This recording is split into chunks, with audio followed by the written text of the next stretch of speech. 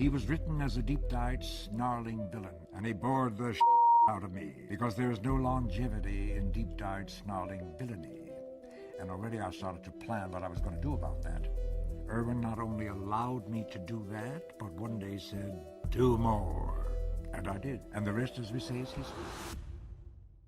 When June Lockhart died on October 25, 2025, at the age of 100, she left behind more than 7 decades of film and television work.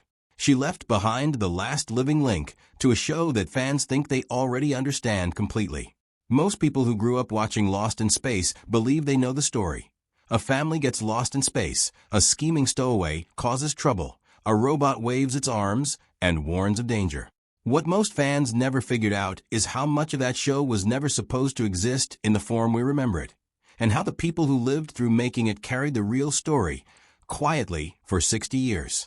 This is that story, built from the parts of it that actually happened. Before Lost in Space became a campy adventure about a bumbling saboteur and a comic relief robot, it was something else entirely. Producer Irwin Allen filmed an hour-long pilot in late 1964 with a budget so large it reportedly made it the most expensive pilot television had produced up to that point. There was no Dr. Smith. There was no robot causing chaos for laughs. The story followed the Robinson family, a pair of accomplished scientists, and their 3 children, launching toward Alpha Centauri and surviving a forced landing on an unfamiliar world with intelligence, discipline, and cooperation. It played like a real science fiction drama, not a Saturday morning romp. CBS liked it enough to buy the series, but the network wanted changes. Executives felt the pilot needed a recurring source of conflict that didn't require inventing a new external threat every week. The solution was to add a villain who could generate friction from inside the family's own ship, and a robot who could serve both as a plot device and a merchandising opportunity. That decision reshaped everything that came after it, and most of the footage from that original, more serious pilot was recut and folded into the first handful of episodes of Season 1, which is why eagle-eyed fans have long noticed that Dr. Smith and the robot are conveniently absent from early scenes that were shot before either character existed in the show's world. The point most people miss is that the tone shift wasn't a small tweak. It was a wholesale reinvention of what the show was going to be, decided after the cast had already signed on for something different.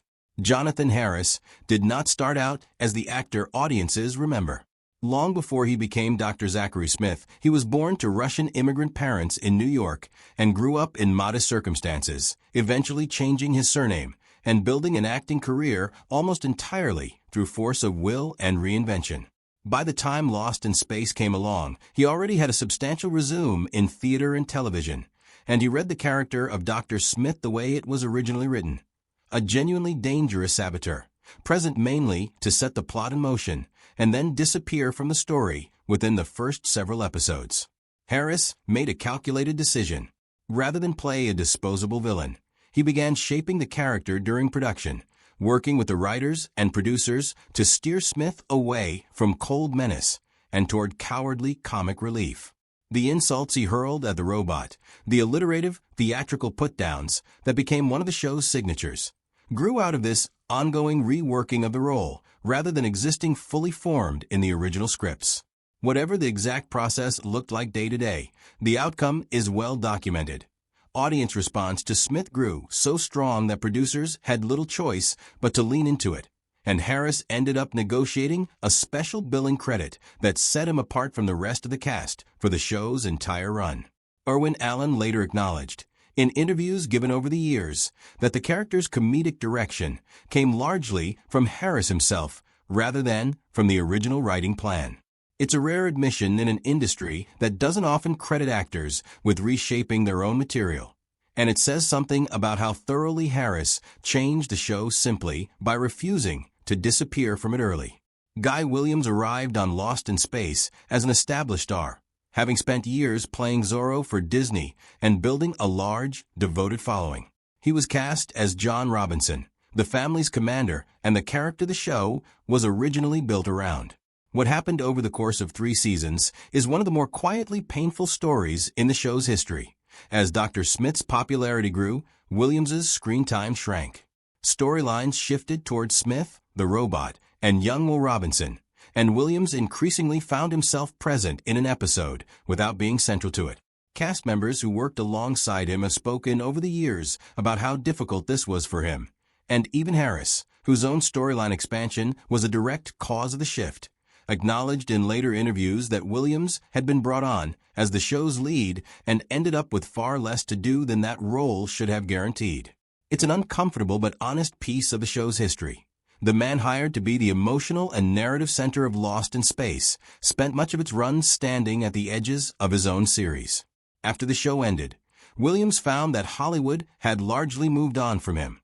But in Argentina, where his Zorro work had made him enormously popular, he was treated like a genuine celebrity, and he spent much of the rest of his life there. He died in Buenos Aires in 1989 after suffering a brain aneurysm. Because he had been living alone, his passing wasn't discovered until friends grew concerned that they hadn't heard from him. It's a quiet, somewhat lonely ending for a man who, decades earlier, had been the face the network wanted people watching Lost in Space to remember first. For 3 seasons, one of the most recognizable characters on American television wasn't voiced or performed by a single credited actor in the way most people assume. Bob May physically wore the robot costume for every episode, operating its arms and movement from inside a heavy, largely airtight suit under hot studio lighting, while Dick Tufeld provided the robot's voice separately. May reportedly ended up in the role somewhat by accident, having originally been at the studio for an unrelated audition before being asked to try on the suit. The physical toll of the job is well documented by people who worked alongside him. The costume's weight and lack of ventilation made it exhausting and, on more than one occasion, genuinely dangerous to wear for long stretches under production lighting. Despite performing physical comedy and mechanical menace that helped make the robot one of the show's most beloved elements, May did not receive on-screen credit for the role during the original run, which had real financial consequences for him in terms of residuals as the show's popularity grew over the following decades. What stands out about May isn't bitterness, though he would have had reason for some. In his later years, he became a fixture on the science fiction convention circuit, known for staying at autograph tables for as long as fans wanted to talk with him. He died of heart failure in 2009, not long after a wildfire destroyed his home in California. It's a modest, difficult final chapter for someone whose work is still recognizable to anyone who has ever seen the show, credited or not. One detail that surprises a lot of people who assume Lost in Space always played second fiddle to Star Trek. In the actual weekly ratings during their original runs, Lost in Space consistently outperformed it. Star Trek has become the more critically celebrated and culturally referenced show in the decade since. But during their overlapping seasons in the 1960s, Lost in Space drew a noticeably larger audience. The two shows' histories were tangled together from early on. Gene Roddenberry pitched Star Trek to CBS before it ended up at NBC. And one detail worth remembering is that CBS was already committed to developing Lost in Space at the time, which shaped how that pitch meeting went. Once both shows were on the air, their production crews, working in the same industry, often with overlapping personnel and resources, occasionally borrowed from each other out of practical necessity rather than rivalry. A well-known example involves Lost in Space's makeup team using molds associated with Star Trek's pointed-ear alien designs for one of their own episodes, a detail sharp-eyed viewers noticed, and initially mistook for imitation rather than the practical resource sharing it actually was. The personal overlap between the two shows didn't stop there. Bill Mumy, who played Will Robinson, has spoken about being a genuine fan of Star Trek while working on Lost in Space, and later appeared as a guest character in a Star Trek Deep Space Nine episode decades after his original show ended. A nice, understated bit of full-circle history between two franchises that spent years being treated as opposites.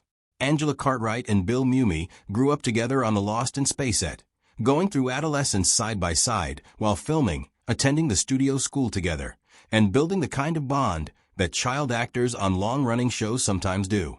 They dated for a period after the show ended, and while that relationship didn't last, what came after it did.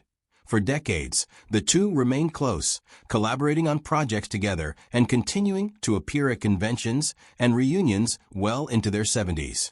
As recently as early 2026, Photographs circulated of Mumi, Cartwright, and Marta Kristen together, still finding reasons to reconnect more than 60 years after the show first aired. That kind of lasting connection is easy to overlook in a business known for people drifting apart once the cameras stop rolling. It's part of why longtime fans of the show tend to speak about the cast with real affection. Whatever happened behind the scenes during production, the people who survived it kept choosing each other afterward. Lost in Space ran for 83 episodes across 3 seasons and ended without any real closure, either on screen or off. The Robinson family was never rescued in the story. The final episode filmed left them still stranded, with the cast reportedly believing at the time that a 4th season was already secured. Instead, CBS canceled the show in February 1968, reportedly after a dispute over the budget for a potential 4th season.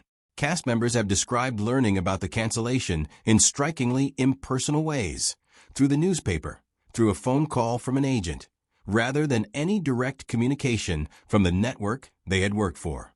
It's a detail that captures something true about how television treated even a highly rated show's cast at the time. There was no ceremony to it, no sense of occasion. One week the Robinsons were filming their next adventure. The next, the production was simply over. The cast's paths diverged sharply once the show ended. Mark Goddard, who played Major Don West, eventually moved away from acting and earned a graduate degree in education, going on to work as a special education teacher in Massachusetts, a long way from a spaceship set, and by his own account, a deeply meaningful second career. He died in 2023. Jonathan Harris built a long career afterward as a prolific voice actor, including a role in Pixar's A Bug's Life and an appearance in Toy Story 2.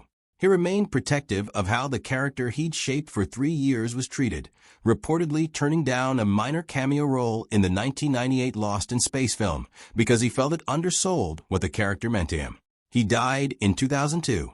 June Lockhart worked steadily for decades after the show, later returning to the world of Lost in Space one more time as a voice performer in the 2018 Netflix reboot, alongside Cartwright and Mumi, who also made appearances connecting the original series to its modern revival.